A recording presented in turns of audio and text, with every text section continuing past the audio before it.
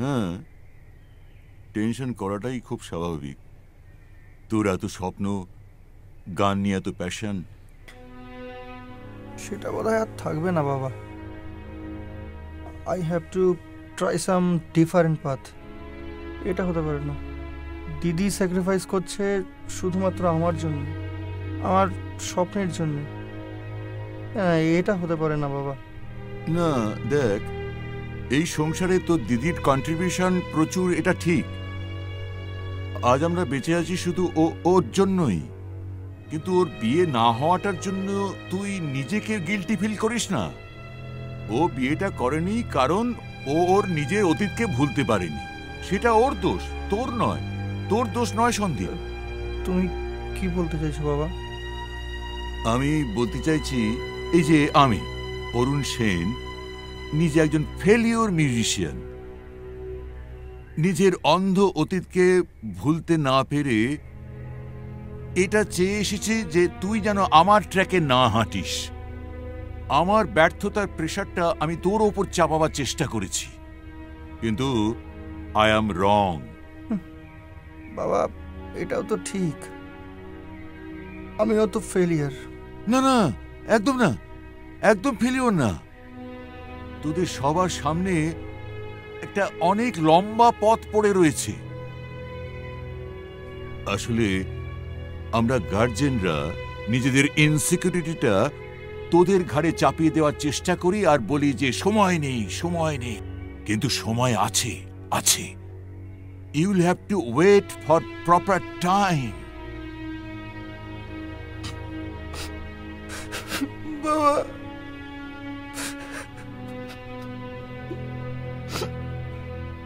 My dear, my dear, তুমি তোমার পথেই চলবে। হ্যাঁ, তোমার পথেই চলবে। ঠিক বলেছো বাবা, আয়।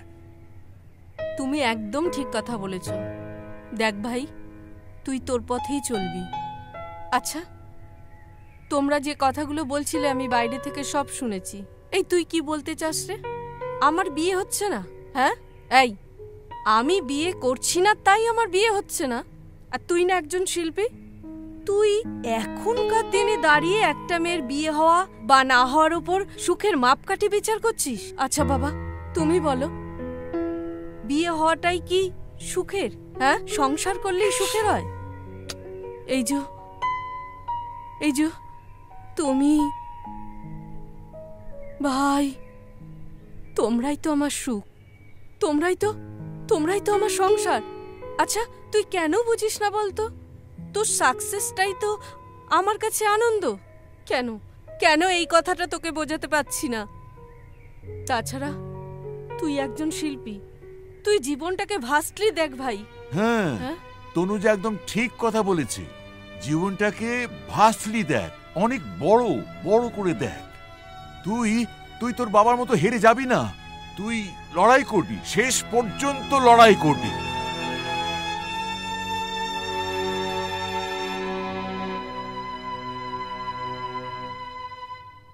এই অত্রি কোথায় রে? কি জানি কি করছে। যাব বাবা, একটা ইম্পর্টেন্ট মিটিং কল করলাম। আরে ফোন করলাম তো, বললো তো আসছি। সেটা তো আধ ঘন্টা আগে। আচ্ছা দাঁড়া, আরেকবার করছি। কর কর। সরি গাইজ, একটু লেট হয়ে গেল। তা তুমি কোথায় ছিলে? বা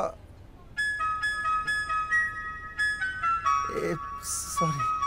না না, ইটস ওকে, আমি কিছু মনে করিনি। তোদের সাথে পরিচয় করিয়ে দিই, ও হচ্ছে আমাদের নতুন বন্ধু বিদিশা। আমাদের নয়, বল তোর বন্ধু। আমাদের সাথে এই তো আলাপ করালি, এবার বন্ধু হবে। এসো বসো। বসো বসো। তা অত্রি ভাই, কতদিন হলো? এই বেশি দিন না, 2 দিন। তাও হতো না যদি আমি ইনিশিয়েটিভটা না নিতাম।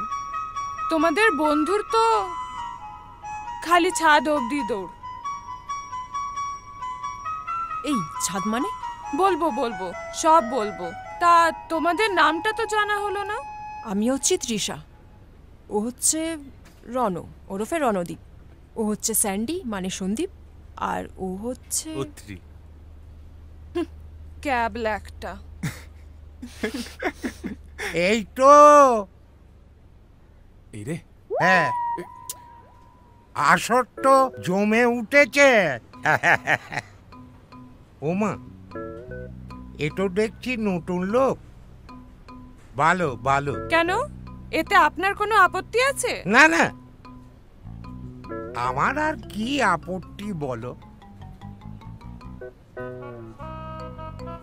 ভাড়াটা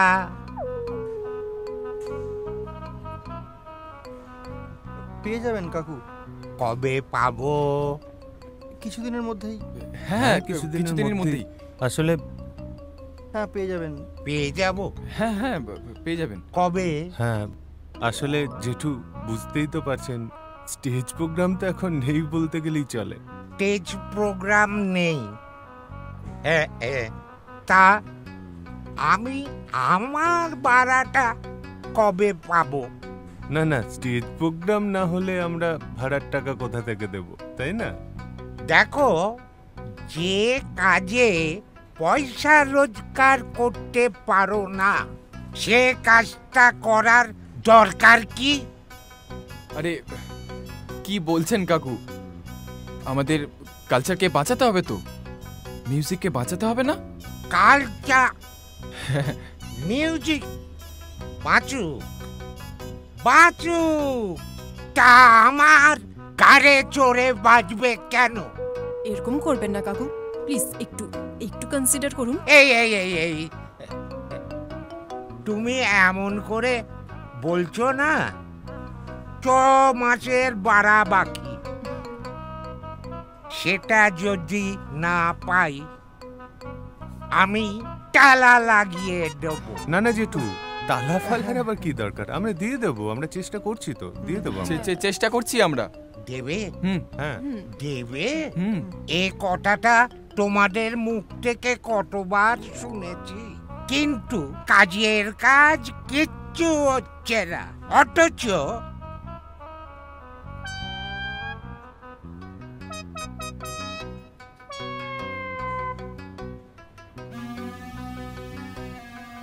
ফুটি ভাট্টার তো কোনো কম দেখছি না।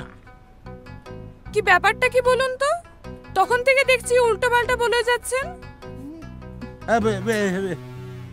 তুমি কি আমাকে মারবে নাকি? না, আপনাকে আমি মারবো না, অতটা অভদ্র আমি নই।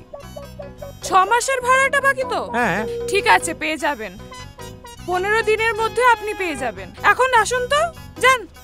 পাবো তো? একদম পাবেন, এখন আসুন না, আসুন আসুন। পাবো?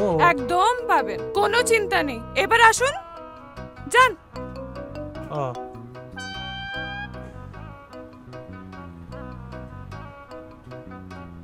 পাবো তো? একদম পাবেন, এবারে আসুন, অনেক কাজ আছে, আসুন আসুন। হ্যাঁ।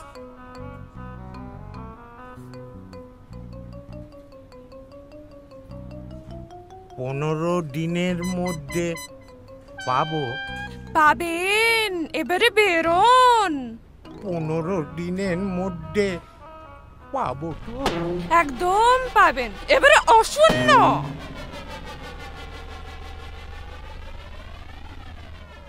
উফ, কি অদ্ভুত মানুষ তো। বাহ, সিচুয়েশনটা দারুণ হ্যান্ডেল করলে তো। কিন্তু এতগুলো টাকা এই কয়েকদিনে আমরা অ্যারেঞ্জ করব কি করে? জানি না। মানে? মানে জানি না, তখন কাটানোর ছিল, কাটিয়ে দিয়েছি। আরে বাস, তুমি তো হেভি স্মার্ট। শালা 15 দিন দেখাচ্ছে, কতদিন ধরে টাকা দেবার নাম নাই। 6 মাসের টাকা বাকি। ঝিকিমিকি টুম্পা এক একটাকে নিয়ে আসছে, আর কি যে চালা করছে কে জানে। 6 মাসের টাকা বাকি। এই গ্যারেজটা ভাড়া দিয়াই শালা আমার অন্যায় হয়েছে। যদি 15 দিনের মধ্যে টাকা না দেয় এক একটার পেছনে আমি পায়রা গুজে দিয়ে হাততালি দিয়ে দেব শালা। কি ইরিটেটিং বুড়োটা। আরে না গো, উনি আমাদের অনেক হেল্পও করেন, কি বল? এবারে আমিও ওনার হেল্পটা করে আসছি, দাঁড়াও। বলুন। এটা কি শুয়োপোকা ব্যান্ডের রিহার্সাল রুম? হ্যাঁ একটু কথা ছিল। হ্যাঁ ভিতরে আসুন, যদি আপনি তো ঢুকেই পড়েছেন।